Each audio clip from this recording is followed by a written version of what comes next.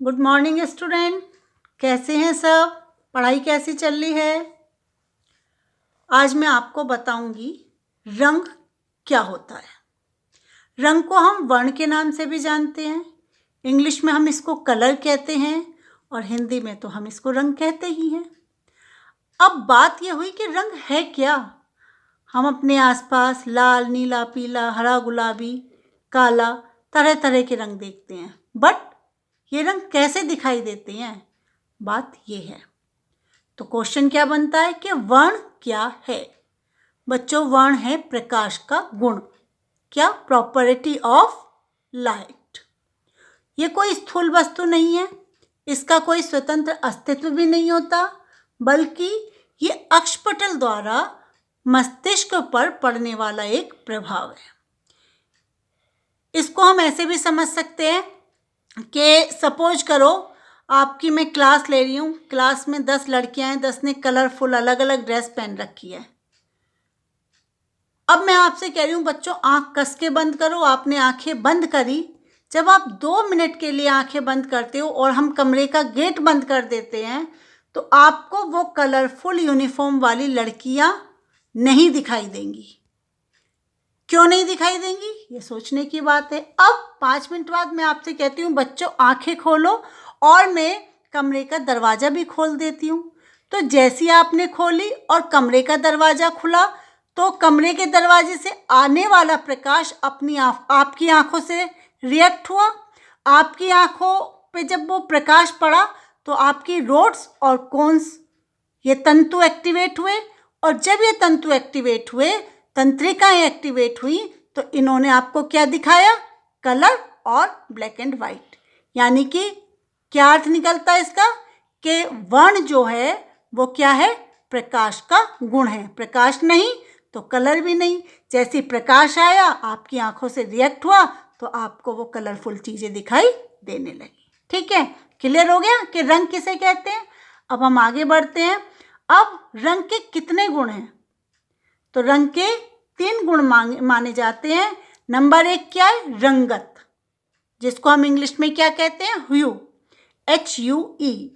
ये क्या है? ये रंग की प्रकृति होती है, जैसे पीलापन, लालपन, नीलापन।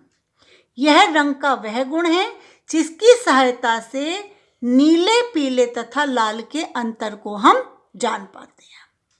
अब बात आई नंबर 2, मान। मान को हम बोलते हैं वैल्यू। ये वैल्यू क्या है?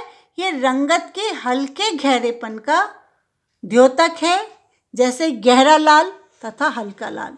यदि हम किसी रंग में सफ़ेद रंग मिला दें, तो उस रंग का क्या होगा? मान बढ़ जाएगा। और यदि हम किसी रंग में काले रंग को मिला दें, तो उस रंग का क्या होगा? वैल्यू कम हो जाएगी, यानी कि उसका मान कम हो जाएगा। इस प्रकार सफ़ेद और काले रंग की मात्रा को जब हम किसी भी रंग में मिलाते हैं, तो हम एक ही रंगत की वैल्यू को कम भी कर सकते हैं और उसी रंग की वैल्यू को बढ़ा भी सकते हैं।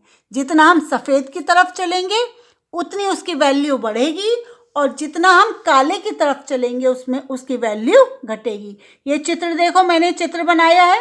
इसमें मैंने जो सफ़ेद इधर का जो हिस्सा है, ये क्या है? ये रंगत की वैल्यू को बढ़ा रहा है, मान को क्या कर रहा है? बढ़ा रहा है। और ये जितनी पास पास रेखाएं हैं और काले रंग की द्योतक हैं, ये क्या कर रहे हैं? रंग के मान को घटा रही हैं। क्लियर? अब नंबर 3 जो गुण है वो है सघनता। यह रंग की शुद्धता का परिचायक होता है। किसी भी रंग में जब हम तटस्थ रंग मिला देते हैं, तटस्थ रंग कौन कौन से होते हैं? काला, सफ़ेद और ग्रे। ये तीनों रंग तटस्थ रंग के अंतर्गत आते हैं। तो जब किसी भी रंग में हम तटस्थ रंग मिलाकर क्या कर सकते हैं? उस रंग की सघनता को कम कर सकते हैं।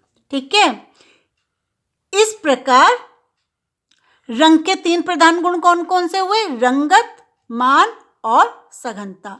अब एग्जाम्पल के तौर पे आप देखो, यदि हम कहें कि तीव्र हल्का लाल, तो तीव्र क्या हुआ? उसकी सघनता हुई। हल्का क्या हुआ? उसका मान हुआ। और लाल क्या हुआ?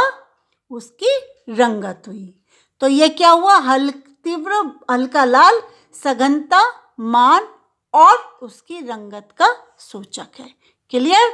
कल मैं आपको बताऊंगी कि गौण रंग कौन कौन से होते हैं और प्राइमरी रंग कौन कौन से होते हैं। सभी बच्चे रोजाना अपना कक्षा कार्य पूरा करें, और अगर किसी बच्चे को किसी भी प्रकार के क्वेश्चन समझने में दिक्कत हो रही है तो वो मुझे मैसेज कर सकता है और यूट्यूब पर भी इस लेक्चर को देख सकता है।